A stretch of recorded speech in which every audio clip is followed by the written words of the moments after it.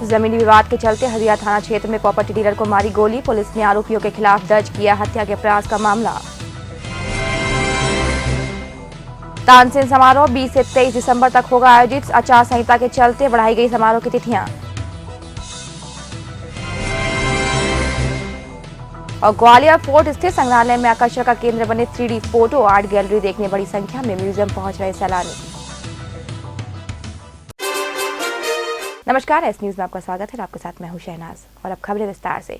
पुराने जमीनी विवाद के चलते एक व्यक्ति पर फायरिंग कर 2 लोग मौके से फरार हो गए। हजिया थाना क्षेत्र में बुधवार की शाम सामने आई इस वारदात में घायल हुआ धर्मेंद्र खोइया प्रॉपर्टी डीलर है। घटना बिरला नगर के लाइन नंबर 10 में तब घटी जब धर्मेंद्र मोबाइल में बैलेंस कराने एक दुकान पर रुका था। फायरिंग के बाद उसे तुरंत अस्पताल में भर्ती कराया गया, जहां उसकी हालत खतरे से बाहर बताई गई है। 3 साल पहले किए गए जमीन के सौदे को लेकर हुए विवाद के चलते प्रॉपर्टी डीलर धर्मेंद्र खोइया को गोली मार 2 लोग फरार हो गए। हजीरा के बिरला नगर की लाइन नंबर 10 में हुई ये वारदात तब हुई जब धर्मेंद्र एक दुकान से मोबाइल में बैलेंस करवाकर अपने कुछ दोस्तों के साथ बातचीत कर रहा था कि इसी बीच पीछे से ध्रुव यादव और बेटू सेंगर आए और उसे निशाना बनाकर गोली चला दी, जो उसके सिर को छूते हुए निकल गई। बताया गया है कि जमीन के सौदे में 8 लाख रुपए के लेन देन को लेकर दोनों पक्षों में विवाद काफी समय से चल रहा था। घायल हुए प्रॉपर्टी डीलर धर्मेंद्र के मुताबिक फायरिंग करने वाले कुल 3 लोग थे। मामला कुछ नहीं, मैं आया घर पे जा रहा था तो बैलेंस कराने के लिए दुकान पर रुका, अपने गेट पे ही लाइन के बातचीत कर रहा था अपने साथ वाले दोस्त से। इतने पीछे थे एकदम आवाज आई तो अश्वनी और बेटू सेंगर 3 लोग थे। एक तो पहला फायर जो हुआ तो मेरे तो समझ के बाहर था, खोपड़ी में लगी है गोली पीछे। तो मैं एकदम हाथ लाया, ब्लड निकला तो भगा, एकदम मैं पलट के देखा तो उसने दूसरा फायर फिर किया हरियल, तो मैं गाड़ी के नीचे झुक गया बाइक के, तो वो हो गया। तीसरा एकदम वो चला नहीं तो मैं उसके पीछे भागा बहुत दूर तक। विवाद जमीन का विवाद है। विवाद कुछ नहीं, 3 साल पहले अपन ने से एक जमीन ली थी इसकी माँ से 8 लाख रुपए की, 1,60,000 पर बीघा हिसाब से 5 लोगों ने। उसके बाद अभी 9 दरों में बैठ के बातचीत हुई थी, पैसे वापस देने ना तो हम पे जमीन आई है। वही घटना की सूचना पर घायल धर्मेंद्र खोइया का बयान लेने पहुंची पुलिस ने 2 लोगों के खिलाफ हत्या के प्रयास का मामला दर्ज कर उनकी तलाश तेज कर दी है। पुलिस के मुताबिक पूरे विवाद की वजह 8 लाख रुपए का लेन देन था। का ये कहना है इसने कोई जमीन खरीदी थी 3 साल पहले। ये बेटू सेंगर की माँ के नाम जमीन थी, उनसे 8 लाख में 5 बीघा रिठौरा थाना क्षेत्र में जमीन खरीदी थी। बाद में पता लगा कि वो जमीन वो बेच चुके हैं दूसरी किसी पार्टी को, इनको गलत एग्रीमेंट किया है और वो 8 लाख रुपए ये वापस मांग रहे थे। तो बीच बीच में चल रहा था कि वापस दे देंगे और अभी काफ़ी दिनों से इन्होंने कहा था दिवाली पे दे देंगे, पैसे वापस नहीं दिए। उस बात के रंजिश पैसे इसने गोली मारना बता रहे हैं। ये हजीरा थाना क्षेत्र में 9 नंबर लाइन के सामने 10 नंबर लाइन की जो बंटू सेंगर की किराने की दुकान है, उस किराने की दुकान की घटना है। नहीं, पुलिस में विवाद कुछ नहीं आया इसका और ना पुलिस में कोई रिपोर्ट है। केवल ये इनका आपसी बातचीत हुई थी, वो पैसे लेन देन की बात चल रही थी, जमीनी विवाद है इनका। ये शायद क्या, एक तो विक्रम है और एक और कोई गाड़ी वाड़ी चलती है इनकी, प्रॉपर्टी का भी काम करते होंगे ये। महान मुगल सम्राट अकबर के नवरत्नों में शुमार संगीत सम्राट तानसेन की याद में हर साल तानसेन समारोह मनाया जाता है। ग्वालियर की पहचान बन चुके तानसेन समारोह का इस साल आयोजन दिसंबर के आखिरी सप्ताह को 20 से 23 दिसंबर तक किया जाएगा। आखिरी दिन की संगीत सभा तानसेन के जन्म स्थान बेहट में होगी और इसी के साथ तानसेन समारोह संपन्न होगा। संगीत के महान पुरोधा तानसेन की स्मृति में आयोजित होने वाले तानसेन समारोह में चुनाव आचार संहिता के चलते इस साल समारोह की तिथियां आगे बढ़ाई गई हैं। संस्कृति विभाग अभी अपने स्तर पर समारोह पर इसकी तैयारियां कर रहा है। इस साल इसका आयोजन दिसंबर के अंतिम सप्ताह में 20 से 23 दिसंबर तक आयोजित कराया जाएगा। तानसेन समारोह के आयोजन की जिम्मेदारी प्रदेश के संस्कृति विभाग की है। 4 दिवसीय समारोह में देश विदेश से बड़ी संख्या में संगीत प्रेमी इसमें शामिल होने ग्वालियर आते हैं। साथ ही मीडिया का भी काफी कवरेज इसे मिलता है। 1562 में मोहम्मद गौस साहब की नींव रखी गई थी, 38 साल इसको बनने में लगे थे। ये तानसेन के गुरु हैं, जन्म गुरु और धर्म गुरु हजरत मोहम्मद गौस हैं। तानसेन के संगीत गुरु स्वामी हरिदास जी हैं। इस साल तानसेन समारोह 20, 21, 22 3 दिन तानसेन की समाधि पे चलेगा और लास्ट सभा जो भेड़ गांव में होती है वो भेड़ गांव में जहाँ तानसेन का जन्म स्थल है वहाँ पे होगी।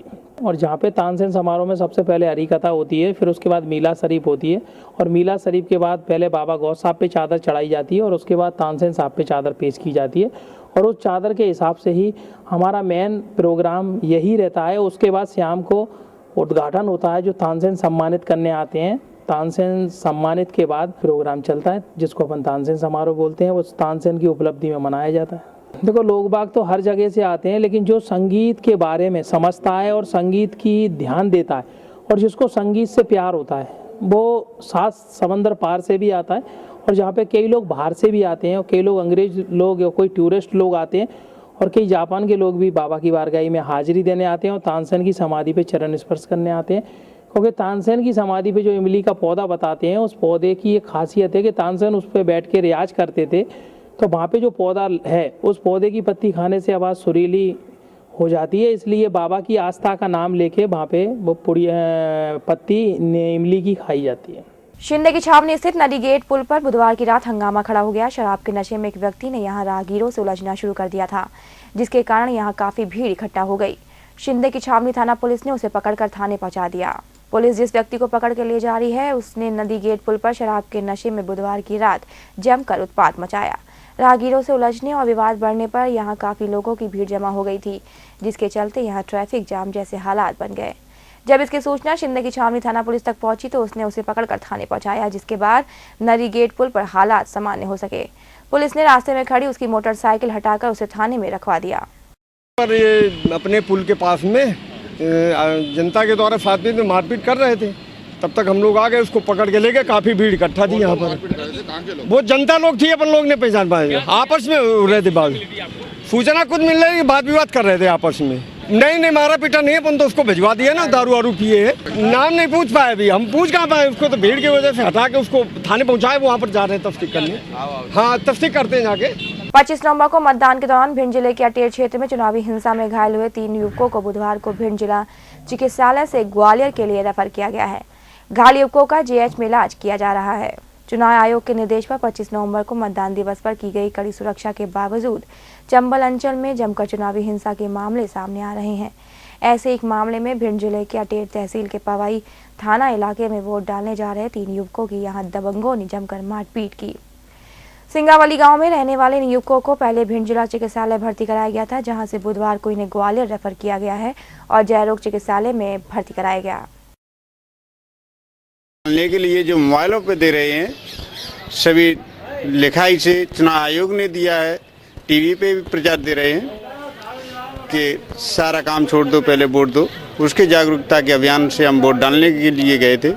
तो हम वोट मशीन के पास जा रहे थे तो सभी वहाँ बीजेपी के लोग कार्यकर्ता थे और उनने गांव के लोग भदौरिया थे, राघवेंद्र सिंह, बीपी सिंह और रमेश, संतोष, हवलदार और गुड्डू कुड़ाली लिए थे, फरसा लिए थे, धारदार हथियार थे उनके पास, कट्टा भी फायर किए उनने।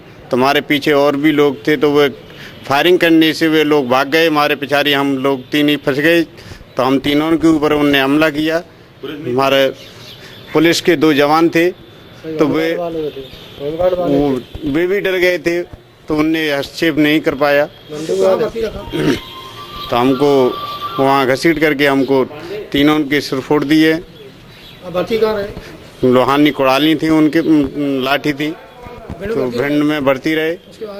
आज हमको रेफर यहाँ के लिए किया है। सख्त पुलिस पहरे और गश्त के बीच चोर एक घर में चोरी की बड़ी वारदात को अंजाम देने में कामयाब हो गए। मुरार थाना क्षेत्र के दुर्गा एंड कॉलोनी में चोरी की एक घटना एजी ऑफिस में सहायक लेखाधिकारी प्रकाश चंद्र अग्रवाल के घर पर हुई, जहां से 2 लाख का सोना चांदी और नकदी चुराई गई है। अपनी एक लौती बेटी की शादी कराने हरिद्वार गए प्रेमचंद्र अग्रवाल के सोने घर का फायदा उठाकर चोरों ने घर में सोना चांदी और नकदी सहित करीब 2 लाख रुपए का माल चुरा लिया। प्रकाश चंद्र अग्रवाल 18 नवंबर को इस सिलसिले में परिवार सहित हरिद्वार रवाना हुए थे। 24 नवंबर को जब वे वापस घर लौटे तो उन्हें चोरी की इस घटना के बारे में पता चला। चोरों ने घर से ज्यादा माल चुराने के लिए पूरा घर उलटपलट कर देखा है और सोना चांदी नकदी सहित 2 लाख का माल चुरा लिया।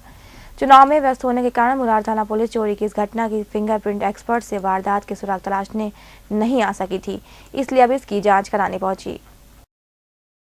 18 तारीख को मैं अपनी बेटी की शादी के लिए हरिद्वार गया था। मकान बंद करके पूरी तरह सेव करके गया था, ताले लगाकर। 24 नवंबर को जब मैं शाम को लौटा तो मुझे मेन गेट का अपना जो लोहे का फाटक है उसका ताला तो लगा मिला। मैंने जैसे ही ताला खोल के अंदर एंट्री की पोर्च से, तो पोर्च से मेन दरवाजे के ताले टूटे पाए गए और दरवाजे खुले पाए गए। तुरंत देखकर लगा कि चोरी तो हुई है। मैं पुलिस थाने गया, मुरार पुलिस थाने।